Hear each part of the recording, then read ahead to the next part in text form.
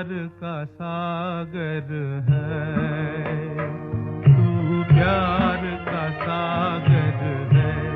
तेरी एक बूंद के प्यासे हम, तेरी एक बूंद के प्यासे हम।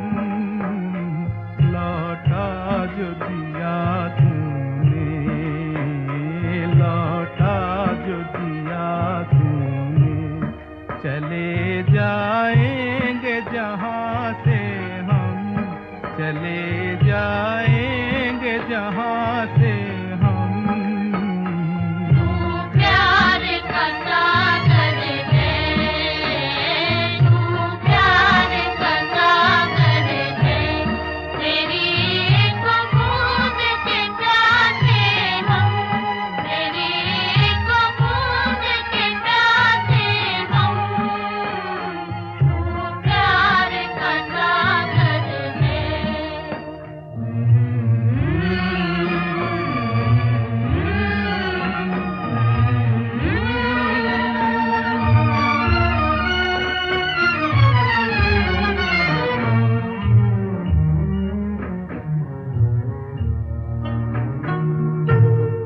घायल मन का पागल पंछी, उड़ने को बेकरार, उड़ने को बेकरार। पंख है कोमल, आँख है धुंधली, जाना है सागर पार, जाना है सागर पार। अब तू ही से समझा, अब तू ही से समझा। राह भूले थे कहाँ से हम, राह भूले थे कहाँ से हम। तू प्यार का सागर है, तेरी एक बूंद के प्यासे हम, तेरी एक बूंद के प्यासे हम। तू प्यार का सागर है।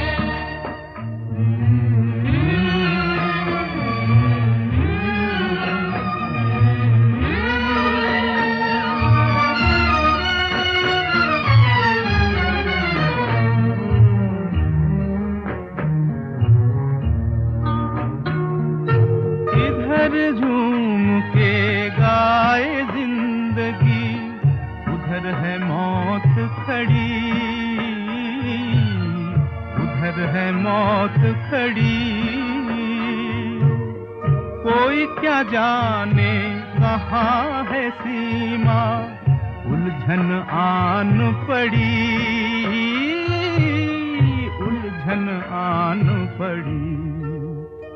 कानों में जरा कह दे, कानों में जरा कह दे कि आए कौन दिशा से हम, कि आए कौन दिशा से हम।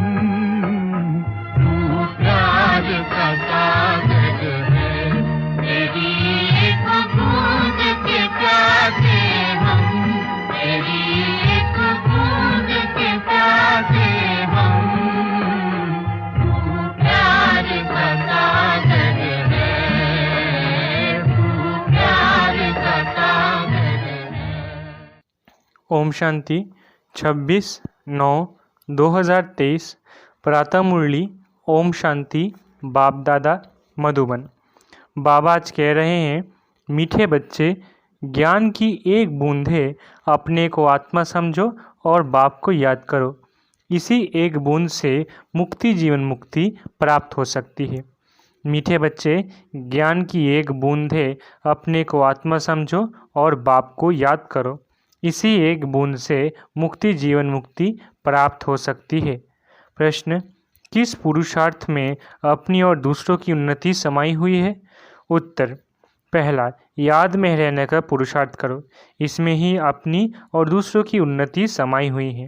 तुम बच्चे जब याद में बैठते हो तो जैसे दूसरों को शांति का दान देते हो, दूसरा, आपस में देह अभिमान की जिस्मानी बातें छोड़ रूहानी बातें करो तो उन्नति होती रहेगी। तुम्हें बाप का शो करना है। जितना शो करेंगे, सब कुछ शांति और सुख का मार्ग बताएंगे, उतना इजाफा इनाम मिलेगा। गीत तू प्यार का सागर है। ओम शांति। ये भक्ति मार्ग में गाते आए हैं, महिमा करते आए हैं। महिमा है परम पिता परमात्मा की। जैसे भक्ति मार्ग में अनेक प्रकार के गायन होते हैं, उत्सव मनाते हैं, वो भी गायन है। कोई भी मनुष्य साधु संत आदि का गायन नहीं हो सकता। गाते हैं वो ज्ञान का सागर है। एक भी बूंद मिले तो हम यहाँ से चले जाएंगे। कहाँ जाएंगे? मुक्ति व जीवन मुक्ति धाम। महिमा होती रहती है, परंतु उनकी महिमा को जानते नहीं हैं। तुम जानते हो सो भी नंबरवार पुरुषार्थ अनुसार। दो बाप का राज भी समझाया गया है। एक है लौकिक बाप, उनकी याद आने से उसको देह अभिमान कहा जाएगा। आत्मा को देह देने वाला बाप याद आता है। आत्मा अपने रूहानी बाप को भूल जाती है। यही भूल है। यूँ तो कोई भूले हुए नहीं है, परंतु कह देते हैं आत्मा ही परमात्मा है, यही भूल है। ये भी कहते हैं कि हम जीवात्मा हैं। मेरी आत्मा को तंग नहीं करो। तंग तो आत्मा होती है ना। आत्मा को गर्भ जेल में सज़ा मिलती है तो उनको शरीर में दुख भासता है। साक्षात्कार भी स्थूल रूप का कराएंगे, तब वो फील करते हैं हमको दुख मिल रहा है। बच्चों को समझाया है, पहले पहले प्रैक्टिस करो, हम आत्मा हैं। देह अभिमानी बनने से संबंध याद आता है। ये चाचा है, मामा है। शरीर नहीं है तो कोई भी संबंध नहीं है। आत्मा का ही ज्ञान है। कोई को महान परमात्मा थोड़ी ही कहा जाता है। कोई मर जाता है तो उनकी आत्मा को बुलाया जाता है। ऐसे नहीं कहेंगे कि इनके परमात्मा को बुलाया जाता है। कोई भी हालत में उनको परमात्मा नहीं कहा जाता। ना परमात्मा जन्म मरण में आते हैं। परमात्मा जन्म मरण रहित है। आत्मा तो पुनर्जन्म लेती रहती है। ये भी समझ गए हैं कि पहले पहले आत्मा है देवी देवताओं की। 84 जन्म भी भारत में गाए जाते हैं। अब बच्चे जानते हैं ज्ञान सागर सम्मुख बैठे हैं। पतित पावन को ही ज्ञान सागर कहेंगे। बाप को ही कहा जाता है ज्ञानेश्वर। ईश्वर में ज्ञान है सृष्टि के आदि मध्य अंत का। ईश्वर ही सृष्टि को रचते हैं, इसलिए उनको रचना का ज्ञान है। रचता कहते हैं तो ज़रूर रची हुई सृष्टि है, तब तो कहते हैं ना। रचता को बाप कहा जाता है। बहन भाई को रचता नहीं कहेंगे। रचता हमेशा बाप को कहा जाता है। बच्चे जानते हैं हमारे सम्मुख बाप बैठे हैं। भल विलायत में कोई बैठे होंगे, कहेंगे बाप से हम दूर है, परंतु याद तो करेंगे ना। तुमको भी याद करना है, परंतु लौकिक संबंध को देख पारलौकिक बाप को भूल जाते हैं। इसलिए बाबा कहते हैं उठते बैठते बाप को याद करने की प्रैक्टिस करो। मैं आत्मा इस शरीर से चलती हूँ। आत्मा का ज्ञान तो तुमको है, ये जानते हो आत्मा और परमात्मा अलग रहे बहुकाल। ऐसे नहीं कहा जाता परमात्मा और परमात्मा अलग रहे बहुकाल। आत्मा और परमात्मा कहा जाता है। अभी बाप बच्चों को सम्मुख बैठे हैं, कहते हैं आपकी एक बूंद भी बहुत है। परमपिता परमात्मा हम आत्माओं का बाप है, बस इसको ज्ञान कहा जाता है।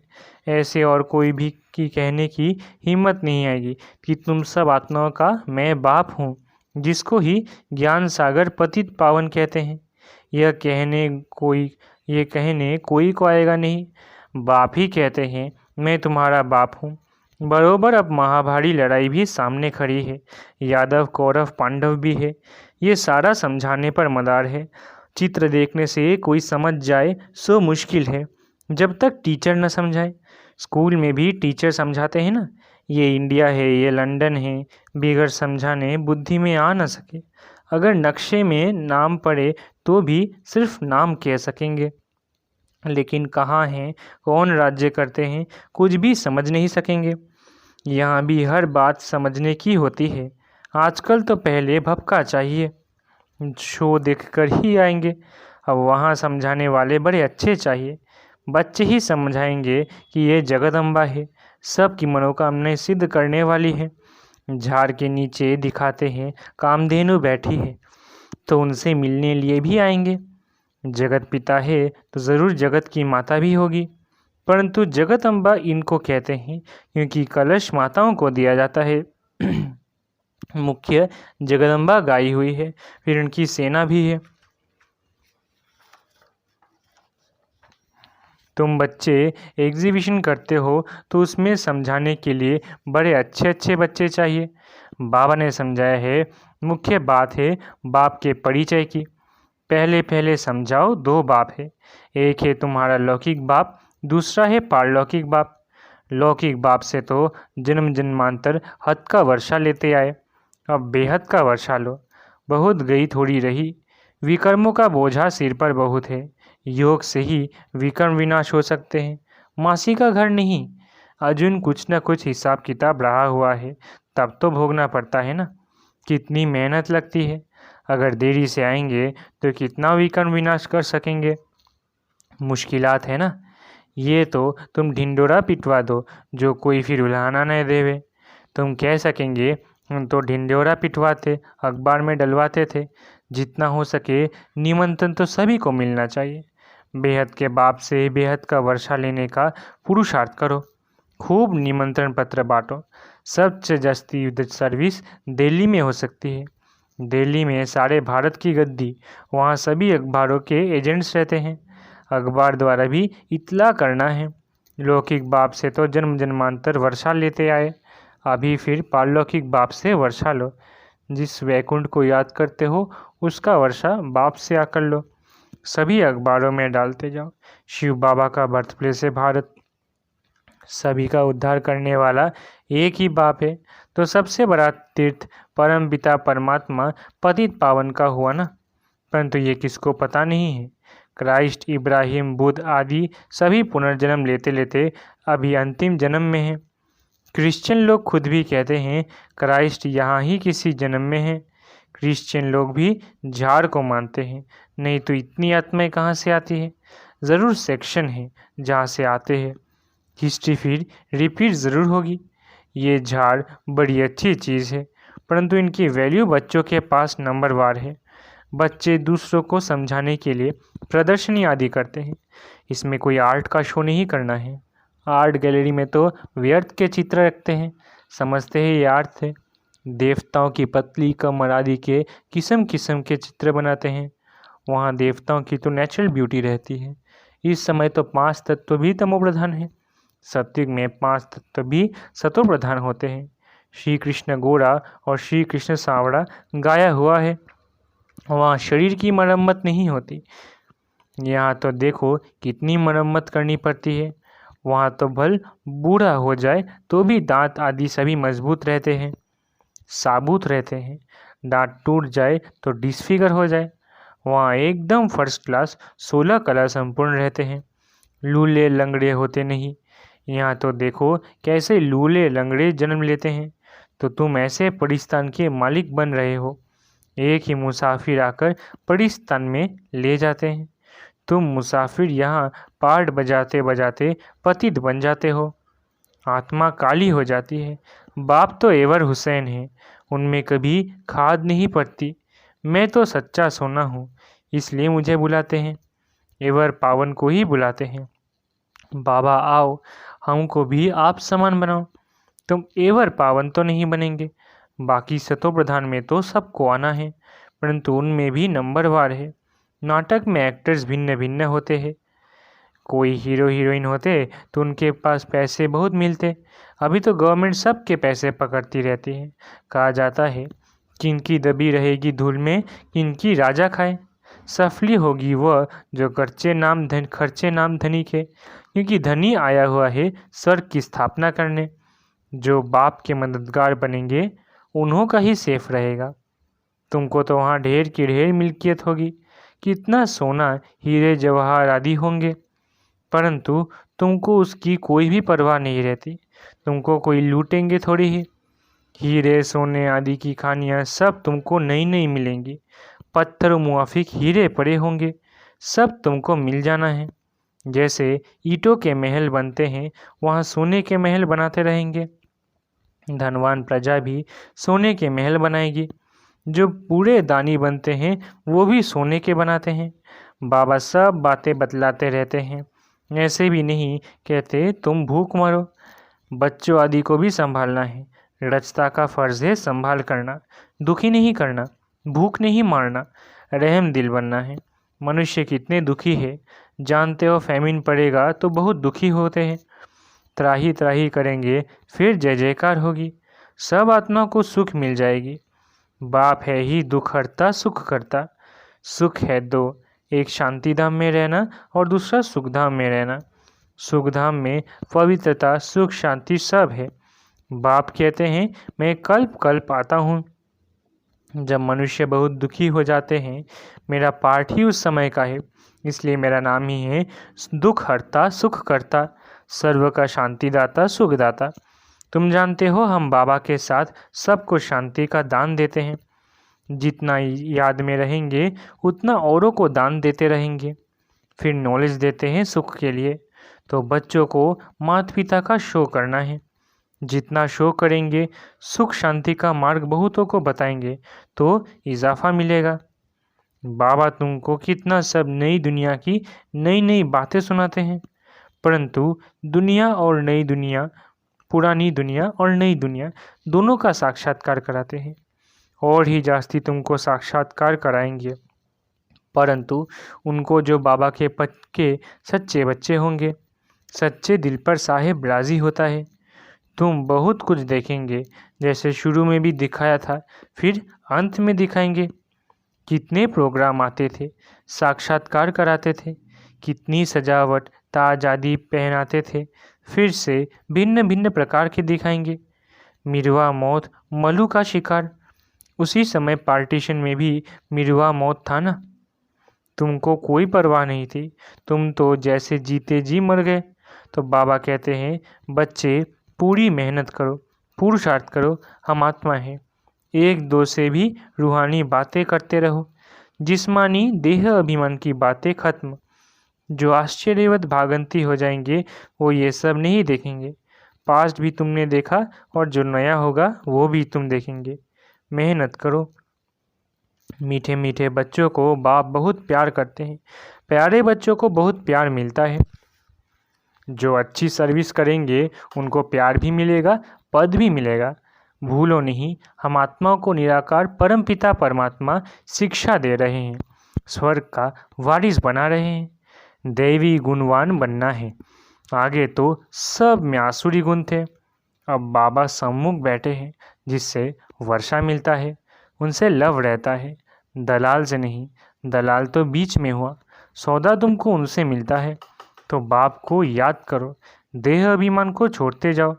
मेरा तो एक बाबा, दूसरा कोई भी देहधारी याद ना आए। ये तो बाबा पुरानी बूट में आए हैं, मैंने ये लोन लिया है। कल पहले भी ये अक्षर कहे होंगे, अब भी कह रहे हैं।